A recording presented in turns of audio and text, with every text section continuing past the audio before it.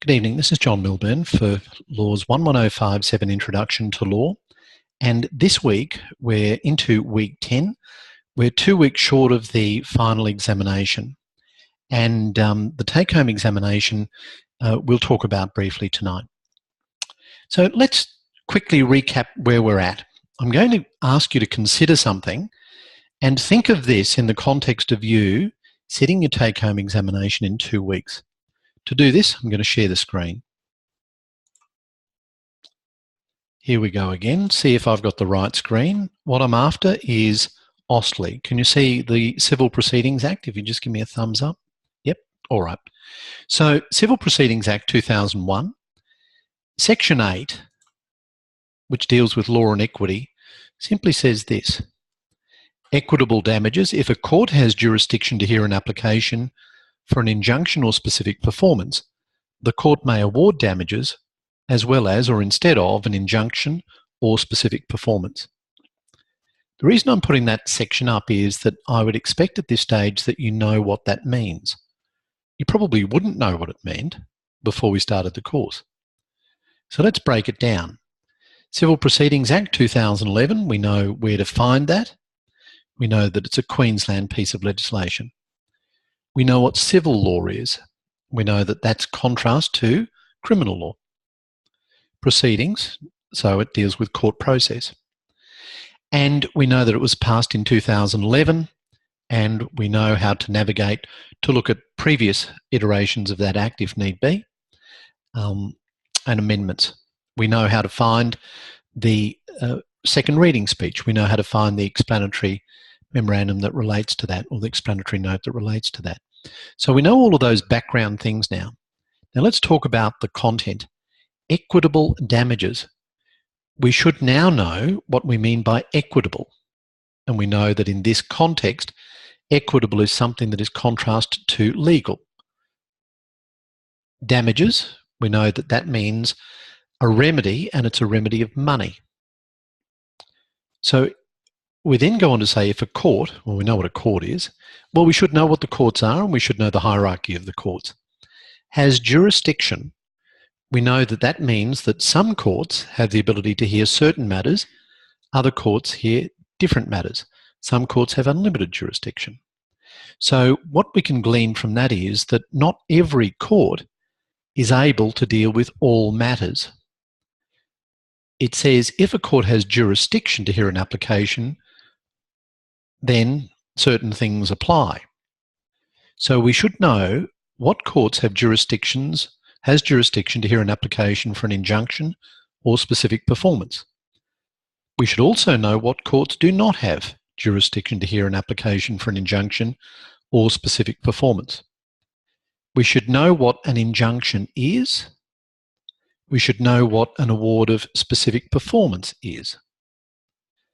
And it then follows that if we know all of those things, we'll be aware through this section that the court may award damages as well as or instead of the injunction or specific performance. So we'll know then that if we're dealing with a problem, if the court that we're dealing with has jurisdiction to deal with the injunction or specific performance, we can ask for both damages and an injunction, or damages and specific performance, or either or. I'll stop the share now. Okay, so the purpose of showing you that section is not specifically to say this is a great exam hint. This section you must know for the exam. But I think it's a good test of where you're at.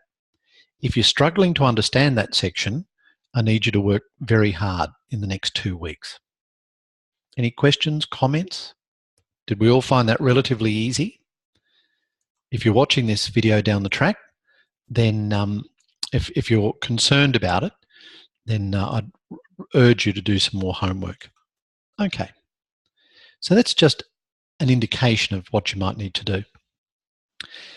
Leading up to the next 2 weeks, I need you to consider what's called the Australian Solicitors Conduct Rules of 2012, which you can access from the Queensland Law Society website.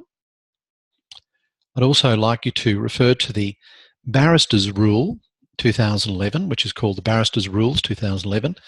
Sorry, it's updated to 2016, and you can look at that at the Bar Association of Queensland website. So be aware of those rules that regulate the conduct of solicitors and barristers respectively, and look for some fundamental rules. This is just a heads up what we'll be doing next week. And look at, say, rules 3 through 16 for the Australian Solicitors Conduct Rules. Then 17 to 29 that deal with advocacy and litigation. The first set of rules deal with clients and courts. And look at Rule 21. So did you get that in particular? So with the Australian Solicitors Conduct Rules, have a look at it all, but pay particular attention from 3 through to 29 inclusive. And for the barristers, there are different sections of the rules that relate to advocacy, duty to the courts, duty to the client, and responsible use of court process. Generally, look at rules 12, 13, 14, 25 through to 36, 37 through to 40, and 59 through to 67. Did we get all that, or did I go too fast? You'll post all that. I'll post that. Yep, I'll post that. And on UCrew, I've just posted Section 8 of the Civil Proceedings Act, just as a reminder, or as a, if you like, a prompt to see if we're at the right stage. Okay, so that's looking ahead at what we'll be doing in terms of professional practice. And I'd like you to also have a look at the video involving His Honour Judge Morzone, who was a QC at the time that we recorded that a couple of years ago. You may have already seen that. I think I've posted it in about week 11 of the material. All right, so I'm going to shortly give you an insight into the briefing paper from last year that I set. It'll give you an idea of what you might expect this year. But before I do, some comments about legal analysis. We talked about this briefly before. If you don't already know, you need to be aware of the difference between a question that requires you to interpret something, to analyse something, to evaluate something, and self-regulation generally. You'll see all of that in your textbook. Remember, it has a bearing on the way in which you answer the question. In other words, if you're asked to provide some analysis of the material, that's different to providing an evaluation of the material. Now, it may not mean a lot in practice because a client's not going to come in and ask you to analyse but don't evaluate material, but an examiner in second and third year might. And they'll be looking at those words. So analysis includes an ability to identify hidden features. Evaluation involves an ability to assess the information, and an inference, the ability to infer, is the ability to draw conclusions. Anyway, it's in the textbook, so have a look at that. Not so much for the take-home exam, but for the work that you'll be doing beyond this term. Okay, let's have a look at the take-home exam that I set in term 3 last year. To do that, I'll share the screen and I'll upload this onto UCrew or Moodle or both. You should now see the briefing paper that I set. Is that there? I've got the right screen. So that's the briefing paper from term 3 last year. And then I gave people 2 and a bit days for completion of the task. And this particular one involved a partnership dispute. So I take it you have got the right screen. You're looking at the correct screen? Okay. So in this task, it was 2,000 word reply to a task, hypothetical or theoretical scenario, and the same rules apply to the take-home paper you'll receive in 2 weeks. The dates, of course, are different and the scenario will be different, but you have no opportunity to apply for a late penalty So if you find that you sometimes forget the day that an assessment is due and accidentally submit it the day later, then that's not going to work for the take-home exam. So there's no ability to complete the task after the date. I won't return the paper to students. There's no personalised feedback for this one, but you will receive your marks when the grades for the course are finalised. You upload your assessment through Moodle in the usual manner, and you submit your entire answer in a single Word document. So don't submit in multiple parts. Because I'm realistic, I'm going to say this. You can consult with your peers at your discretion. In that sense, it's different to an invigilated examination where there's clearly no ability to collaborate with others. But the final answer must be yours, and I'll check it through Turnitin for originality. So if you do share ideas, you've got to retain something original for your own response. This is not a group assignment. This is an individual assessment, so you may not collude, but you may collaborate, but do so carefully. I understand that some students may not have formed association with others, and they may say, well, I'm at a disadvantage because I'm not part of a study group. I'm giving you the heads up now that if you don't have a little study group, try and form one. If you do have one, make the most of it. So there is a 2,000 word limit. With me, I don't mind if you go beyond 2,000. If you go to 2,200, then that's okay. But bear in mind that I'll be aware that you've gone over the limit, and I look just a little more carefully to ascertain whether you have used those extra words appropriately, or whether you could have condensed your language, tightened the writing, and not gone over the limit. Sometimes people put in a paper which is substantially less than the word limit. I wouldn't recommend you do that. I'd get to 1,500 words. As you might expect, there'll be a rubric. The rubric will be very similar. So I'll be looking for you to understand the factual basis, the options that are available, explore the legal issues, provide advice, communicate options that are available, and use your legal problem-solving toolkit that you developed for yourself as part of the second assessment, and of course, professional presentation. A lot of that follows the guidelines that we've been following all term, all unit.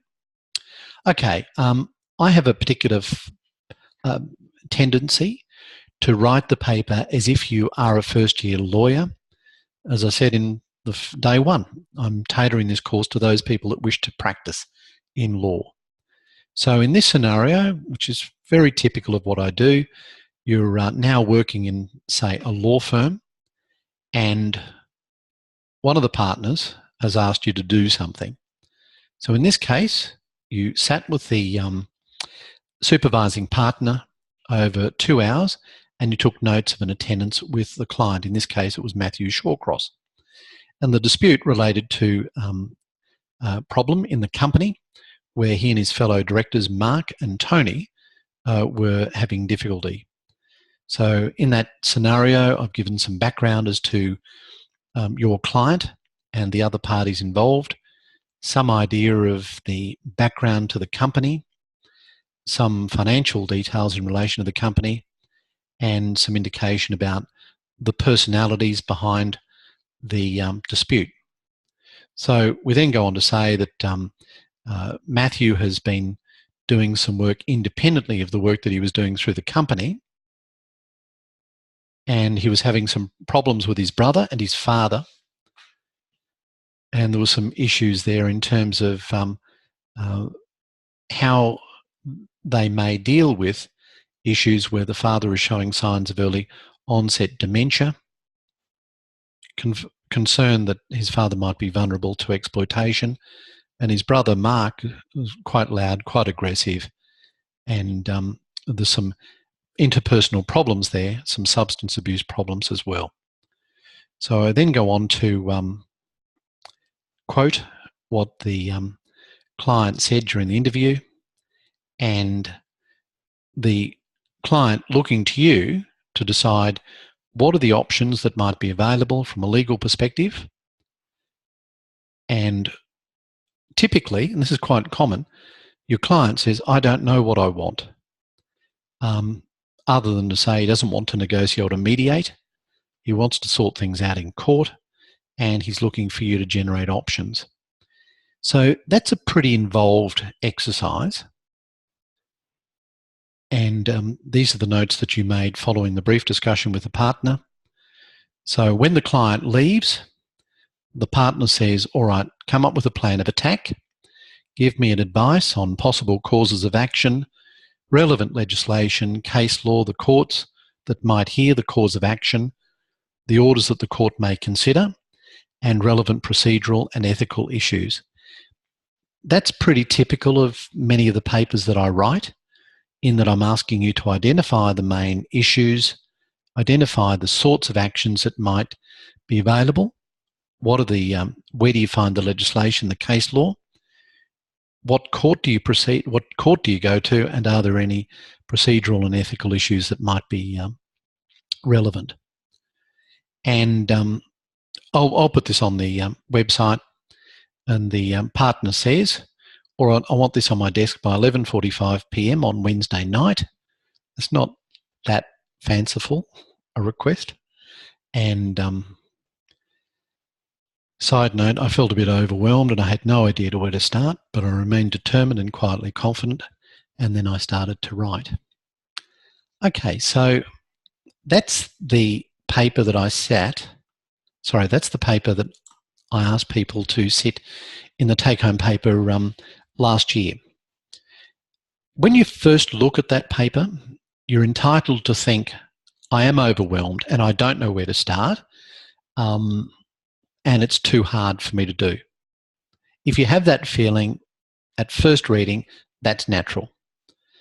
But what you need to do is work through those issues, have a look for the key points that I'm asking for in the paper that I set for you to consider, and then start to work off some headings and fill in the gaps. And before too long, you're away. I'm not specifically looking for an answer to the legal question. In that case, it was a company law problem with a few other things thrown in.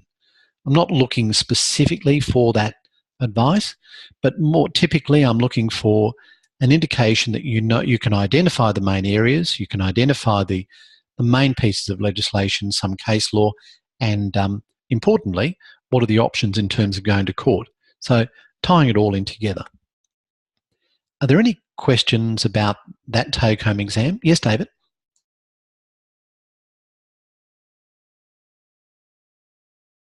Sorry about that. To what degree are we expected to reference through this? Yes. Sources. Reference, footnote referencing. Don't worry about bibliographies. You can put one in if you like, but most definitely footnote referencing, and you must comply with the Australian Guide to Legal Citations, version 3. Does that answer your question, David? Okay. Any other general questions about the take-home exam? Yep. Excuse me, sorry. Can I just confirm, is this the form that the exam is going to take? It might. Okay. I'm being a little bit vague at this stage. I'll present this one. I'll show you this. We're 2 weeks out now, and I didn't want to do this until you'd finished your toolkit. So now that you've finished your toolkit, that's done. I'll give you feedback probably early next week, so you've got a little bit of time to consider that feedback. And I'll give you this one now, but I want you to work through it, think about how you would deal with this if this was the take-home exam, and then I'll give you some more hints after that. Okay, thanks. Thanks, honey. Any other general questions? So you're putting that one up on UCrew and Moodle, so we'll be able to take a copy of it and do a practice run, give ourselves 48 hours and try and do it. That'll be fine. That's a really good idea. That's an excellent idea. Anytime someone gives me a practice exam, it's like, ooh, where are my exam conditions? And let's just do that. So that is an excellent idea. I'd love it if everyone did that. I'm not sure I'll mark the papers, but please do look at that. More of a practice run for us, like breaking down the question. As I put in the chat, you want to break it down into bite-sized chunks. And if you have a practice run at something that's even remotely similar to what we're going to be doing, when the other one, you're not hit, it doesn't hit you cold, as it were. So it's not like being hit over the head with a rubber mallet. Exactly. Okay. Now, thank you, Sarah. Any other questions, comments? All good? All right. Well, I'll upload that. And you would have noticed at the end there I put in the issues to do with legal ethics, which we need to cover next week as well. Sorry, one more question. Yes, just to confirm, the dates, I know that there was a question about dates, different dates appearing in different places. Can I just confirm that it's the 3rd of October to the 4th of October? David, can you tell us the exact dates? Well, if based on what I believe your confirmation was, it is the 3rd to the 4th, not the 4th to the 5th. Thank you, Thanks. Sunny. Yep. So tell me, remind me, it's in my diary, but when is that? Is it the Tuesday through to the Wednesday? It's a Tuesday, yeah, through to Wednesday. Wednesday. Okay, so it's a shorter period of time than in the take-home exam that I set last year. It's kind of one night shorter because it's from 7 a.m. on the Tuesday to 5 p.m. on the Wednesday. Yep. Which is good, isn't it? Because then you don't have to stress over it as much. So I do appreciate a shorter time frame. I'm kind of disappointed we don't have a 3-hour exam. Yeah. You know, I think this is actually a tougher and more realistic exercise, the invigilated exam, because I couldn't set an exam question like this if it was genuinely 3-hour invigilated, because you don't have access to the internet, you can't type it, you can't, your handwriting, and it's largely a memory test. So I think this is a better task, but the timeframes are quite realistic if you're going to be practicing. Thank you for those questions, comments, and thank you for confirming those dates, David. Any other comments? All right. Okay, well, I'll post that up on Moodle and uCrew, or both, or either, and you can have a look at that, and I think Sarah's idea is a very good one. So let's talk about being realistic, and this is to do with Chapter 11 of your text.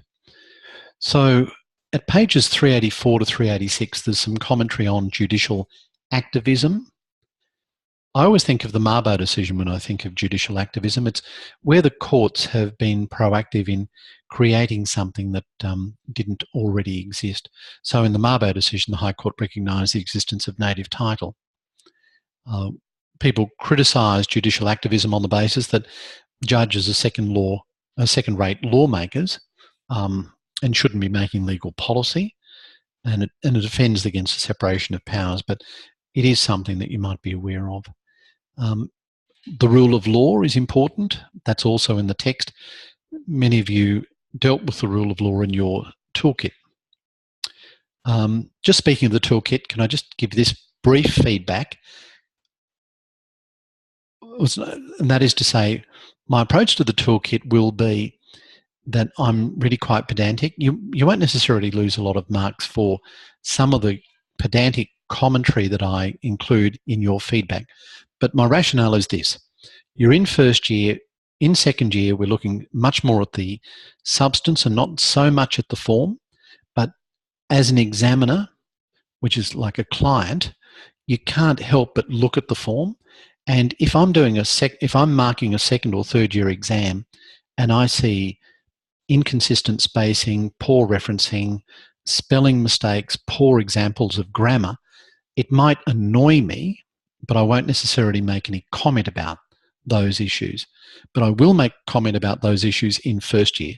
So when you receive your paper, you might think I'm being really fussy, and I am, but take it within the spirit that it's meant, and that is, this is kind of your last opportunity to get all of those basics right before you move on to the next part of the course.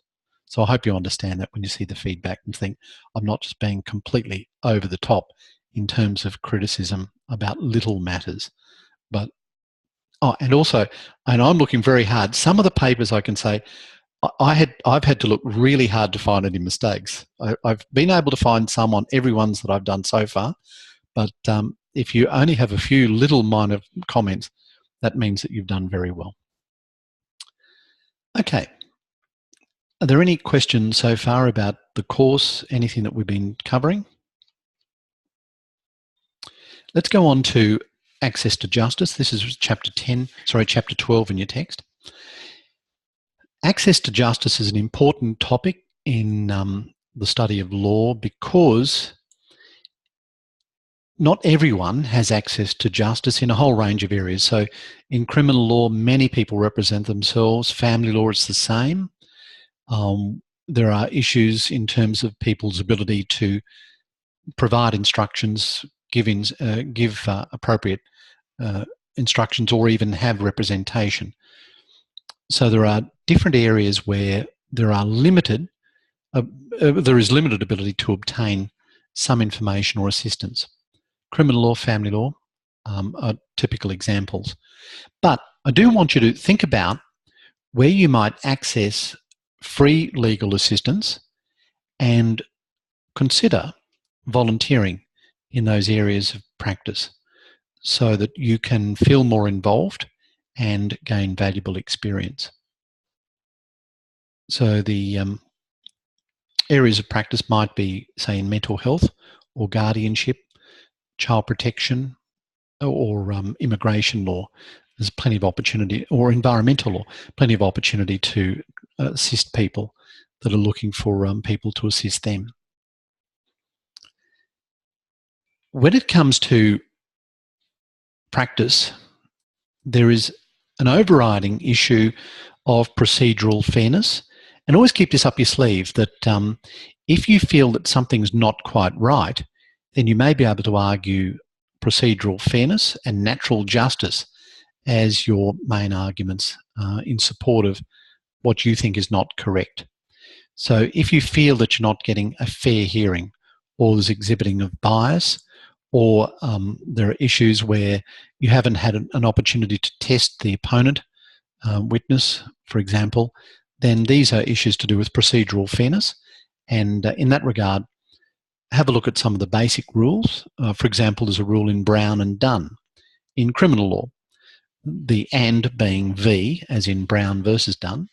So that's a general rule that you've got an opportunity to appropriately test the opponent witness by proper cross-examination. Now, some of the rules that apply to procedural fairness don't apply in all jurisdictions. So if you're representing a client who is before, say, ASIO or the Crime and Corruption Commission, some of the general protections don't apply. So if you're representing a client who's compelled to give evidence before the CCC, the Crime and Corruption Commission, and in circumstances where they are then compelled to give an answer, even though it may incriminate themselves, despite the obvious rules, some of the procedural fairness rules don't apply because of legislation and the procedures of that organisation. But there are some other things that you can do to assist your client in those circumstances. All right, so other than that, think about issues to do with restorative justice. When you're acting for a client in a criminal law proceedings, you may consider the alternative of having the matter disposed of through a justice mediation session. So as a mediator, occasionally I'm called upon to mediate a dispute between a person who has been charged with a criminal offence and the victim, and this is done in conjunction with the lawyer representing the defendant and the victims directly. And while the prosecutor typically does not form part of that mediation session, it's all done with the consent and possibly encouragement of the prosecutor. So it may be, for example, if you have a dispute involving fraud and parties that are related, that the matter can be referred to justice mediation and a resolution of the criminal law proceedings affected in that manner, as opposed to having the matter prosecuted through the criminal law courts. So that's an example of restorative justice that may be available. Can I just ask a question with that justice mediation session? What happens to the respondent or the applicant in terms of if it's a criminal act? Isn't there has to be some type of sentencing or judgment passed, or that's totally avoided by going through that mediation session? How does that fit in with the fact that a criminal act has actually occurred and it needs to be remedied? I don't understand that. It's a really interesting area of practice, and I think it's fair to say that the best criminal defence lawyers keep this option up their sleeve. Most prosecutors will not entertain the thought, but some will, and the idea is that it's quite expedient, but it does affect a resolution of the criminal law proceedings. So there is no trial, there is no sentencing, there is no criminal punishment, there's nothing on the criminal history, but there is a resolution separately to the matter. It's an interesting area.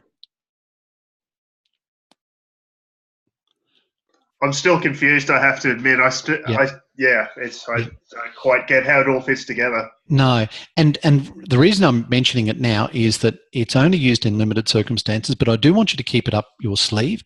There's actually the justice mediation section of the Department of Justice and Attorney General that has some interesting information about justice mediation and restorative justice. We deal with that a little bit in alternative dispute resolution, which is one of my second year subjects. But it's an interesting area. Does this also relate to the idea, I don't know if I've missed something, or to the idea of, I know that the law I think is different in Australia compared to the States, but of course I've seen a lot of TV, where it talks about, the person who has been wronged in a criminal situation can choose to press charges or not. But in Australia, is that not the case? There's a criminal act and it's kind of there regardless. In Australia, the general position is that if there is a criminal act, if there's a complaint made in relation to the criminal act, then it's up to the police, the Director of Public Prosecutions, to prosecute that matter. The victim is not the prosecutor and is effectively a witness for the prosecution, which is the Crown prosecutes the matter. And you're right, it's different to the United States in that there is no specific ability to press charges or not press charges. But where it's relevant sometimes is this: if a witness is obviously not going to be cooperative and doesn't wish to pursue the matter through the criminal justice system, then often the police or the DPP won't pursue it through that system because it doesn't have the motivation to do so, it doesn't have the support of the victim, and if it doesn't have the support of the victim, it may not have a case suitable to secure a conviction. But if the matter does proceed through the criminal justice system, then restorative justice and justice mediation is an alternative that may be available.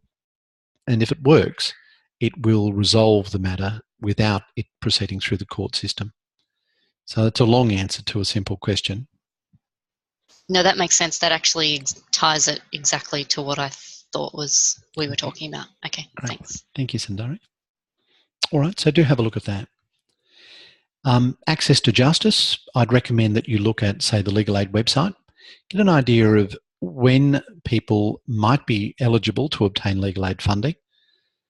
It's quite limited, is the short answer. There's a huge gap between those people that can obtain legal aid funding and those that can't but need some representation. So it's not like in any way like a Medicare type scheme where it's generally available across the board. Another way of dealing with access to justice is to create lawyer-free jurisdictions. They're becoming less rare. I think the theory is that if you ban lawyers from appearing in a tribunal or a court, it makes justice more accessible and available, but it really penalises those people that are the most vulnerable. They're the ones that are not allowed to take a lawyer in, and they have to somehow run their own case. So in a way, having a lawyer-free jurisdiction is counterproductive to the purpose that was intended. And of course, you can think about a whole range of things where people who are self-represented have huge challenges to overcome. Yes, David, did you have something? Yeah, I was reading through the QCAT site, and I looked at that site a few years back out of curiosity. Has that become different again? Because I thought QCAT originally was something that you didn't require legal representation, yet it's almost sort of, when I was looking through it recently, it seems to be more the norm there. Is that correct or not correct? No, it's a good question. So with QCAT, and I'm a member of QCAT, we have two broad jurisdictions. We have the minor civil disputes jurisdiction, which is essentially lawyer-free, and then we have everything else where lawyers can either appear as a matter of right or can apply to appear, and very often will appear. They'll be given leave to appear. In the minor civil disputes, we're really dealing a lot with residential tenancies type matters and small matters. Statistically, that doesn't count for a lot of the jurisdiction. So most of the jurisdiction of QCAT is other than minor civil disputes, and we often have lawyers, solicitors and barristers appear in that tribunal. So you're right, yeah, it's a little different. And bear in mind that QCAT has unlimited financial jurisdiction, so you can be dealing with $1 million matter in QCAT, if it's, say, a building dispute or a retail shop lease dispute, for example. Then if we're dealing with things like guardianship in QCAT, we often have lawyers appear. If I'm hearing, say, a blue card appeal where someone challenges a rejection of a blue card application, almost always we'll have lawyers appearing in those matters. Okay, thank you, David. Any other questions, comments as we go? As a cheat moment, is is that related at all to the idea of Matthew and his father with dementia? Yes, yes. It's quite common for me to include something that I'm more familiar with in my papers. So very good. You've picked up on that nicely. And you'll often see a question about dementia or some issue to do with lack of capacity or concerns about capacity in a paper that I write. You won't get that with other unit coordinators, but because I do a lot of work involved in capacity, guardianship, administration, powers of attorney, naturally it's on my mind as I'm writing papers. So good pickup. We're all taking notes. Thanks. All right. So when you're looking at the whole topic of access to justice, the idea is to provoke thought, consider what are the rules that assist people to obtain justice, and what are the impediments? What are the issues of discrimination or disadvantage that apply to those people that are seeking justice in relation to a legal issue? Just before I leave that topic, and I'm kind of moving very quickly through in catch-up phase some of these chapters, can I just mention this? In the view of the fact that I'm looking to have you become lawyers or work to that standard, I want you to now start thinking about how you would bill your time and whether you would be doing favours for friends and family. I'll make this broad statement: don't undervalue your time. Don't be quick to do favours for family or friends. Try to maintain professional relationships from the outset. If you are working in a law firm, be guided by what it is that your boss requests you to do. If you open your own firm, then you should always open a file, agree on an hourly rate or a fixed fee, and work professionally and promptly to do your bill and administer justice appropriately that way. If you do work for people at heavily subsidised rates or even free, you may intend to be doing them a favour, but that might be counterproductive. In other words, you might create an embarrassment and create a feeling that they can't brief you in the future for fear that they're taking advantage of you. So just remember that if you do something for free, that's going to put the other party in an awkward situation. They'll think, well, I can't really do that again. I can't ask you to do another job because I'm going to feel terrible in that I'm taking advantage of you. All right. So let's now think about holistic advice. You're probably wondering what I mean by that in the context of law, but you must consider different legal options available to people in different circumstances. So when you're going through this exercise that I said last year, think about legal triage, I guess, for want of a better term at the outset. Think about what are the ways in which you can tailor the needs of the client, or the advice to the needs of the client, and ask yourself whether I'm catering for the circumstances of the client.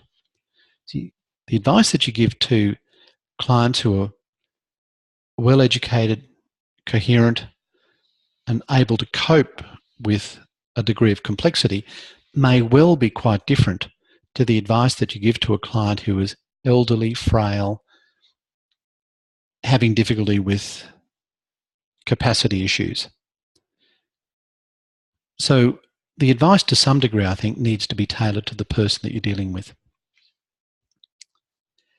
Also, think about things like who you're dealing with. So in the example that we've got from last year, we're dealing with family members. And I think it's appropriate and necessary to consider the relationship between family members as part of your advice. You're always giving the client the option, of course, but be mindful of that. And think about the issues which may involve early intervention strategies or alternative dispute resolution. So in other words, when I talk about giving holistic advice, I'm really suggesting that you need to consider a whole wide range of aspects and not necessarily just applying the law in those circumstances. I'll just give you this example. So if you were consulted by a client who comes to you for advice on a contract for the purchase of, say, an investment property, and the contract provided that the company which is selling the property gave a guarantee of a return of 10% per annum for 5 years, do you give any advice about that contract beyond saying these are the terms of the contract? Do you have to think about what might happen once the client purchases the property and what might happen a year or two down the track? Any thoughts on that? It's probably useful to consider what could go wrong at the offset, because then you can have, even if it's not adding provisions into the contract or anything like that, you can have some general understanding of what approach you might like to take should something have an issue, such as contestants of the selling or whatever. I think so. Any other thoughts? So yeah, well, it's easier to keep a client long term than it is to keep chasing new clients. So you'd be looking at the best interest of the client long term. That's a very good perspective as well. I agree with that. Any other thoughts? In that scenario, what could go wrong? Company seller, 5-year guarantee, 10% return. They can't. The returns can't be met. They're not going to be delivered over that time frame. Can you give some indication of a potentially foreseeable problem? Yeah, well, Melissa just brought up a good one in the chat, John, saying the company may go into liquidation, bankruptcy. Yep. Director ends up in prison. There could be a variety of things that could go wrong, and so you'd need to consider those. Exactly.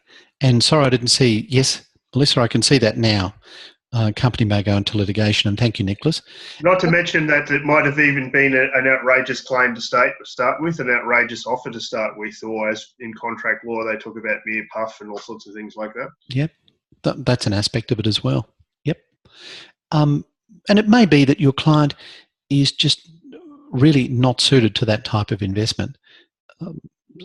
Maybe the client has come in with a family member and the client's elderly and really needs money to go into a nursing home rather than necessarily an investment that's going to tie money up in that sense.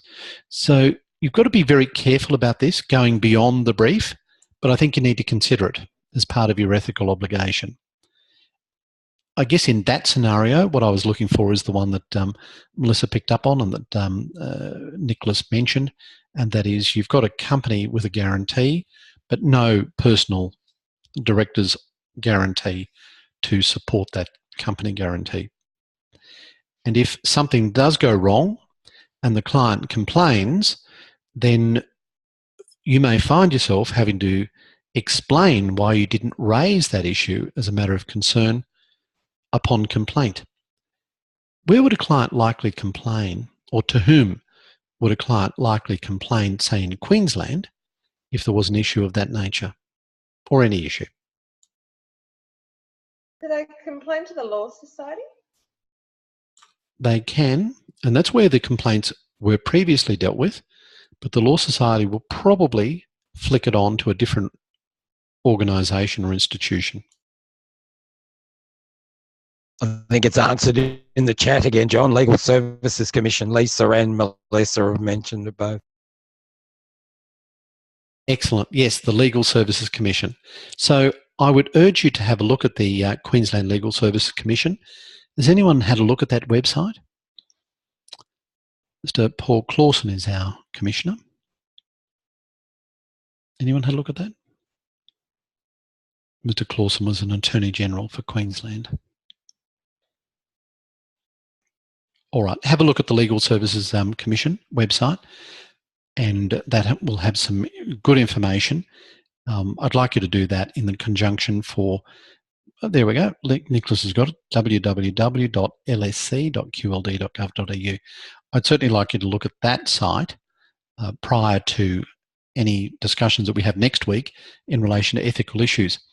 We mentioned QCAT before. The QCAT also has a role to play in dealing with complaint issues involving lawyers and issues to do with striking off lawyers. So the whole range of case law at QCAT, and from appeal from QCAT to the Supreme Court, there is decisions there as well.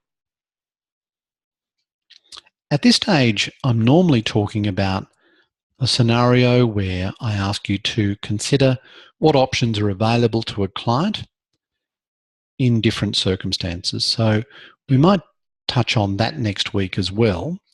And I'm going to ask you to consider how you might advise a client in terms of what's an appropriate court or tribunal with a few different scenarios. I'll post them on the website. But the first is your client wishes to pursue a debt for $5,000. Your client wishes to pursue a debt for $50,000. Your client wants you to sue as a result of a faulty refrigerator worth $2,000. Client wants you to sue as a result of a faulty motor vehicle worth $30,000. And your client wants to sue for an anti-discrimination matter. So I'll post those. They're the sorts of things that you need to know where to look and have a good idea of what's the appropriate tribunal or court.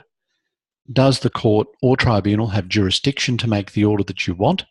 What is the order that you're going to ask for? Are you going to ask for an injunction or specific performance or damages? Or are you going to ask for something entirely differently? So tying in from the start of tonight's session, Section 8 of the Act, think about those issues of where you might pursue the matter and what you might ask for when you get there, because that's very, probably very directly relevant for the take-home exam. I said I wouldn't give any more hints, so I shouldn't. All right, any questions about what we've been discussing tonight? Not so much a question, but a comment, John. Under section 10 for this week, you've got a link to the courtroom ethics and practices. The YouTube video is working fine, but the slides used in the presentation and the written presentation notes from His Honour, Dean P. Mazzaro, the links aren't working on. They're not going anywhere. It's that SharePoint problem again, isn't it? Oh, I'm not sure it's a SharePoint issue. It just comes up with a blank page. Yeah, mine came up saying it was broken as well for both of them. I know what it is. It's just, yeah, I've gone to SharePoint and it's created a few hiccups. So that was for Judge Morzone, and it was the issues of the PowerPoint and the paper. Okay, I'll make sure I get that. If I should forget, please excuse me and feel free to give me a prompt.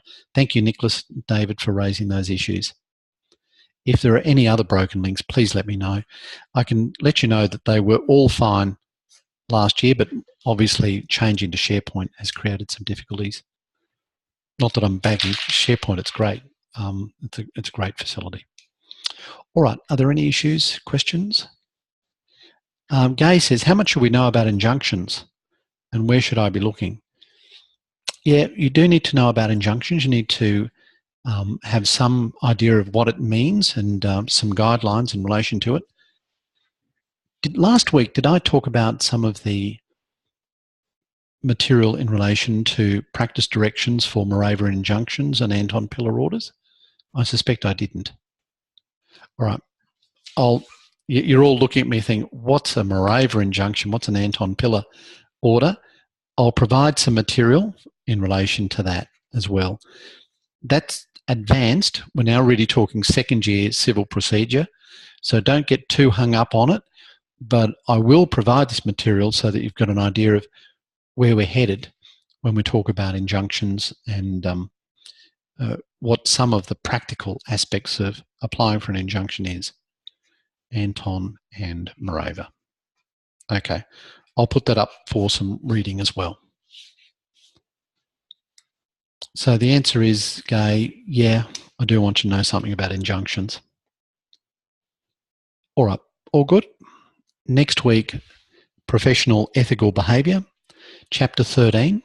I'll provide you with some homework and then we're just 1 week away from the exam.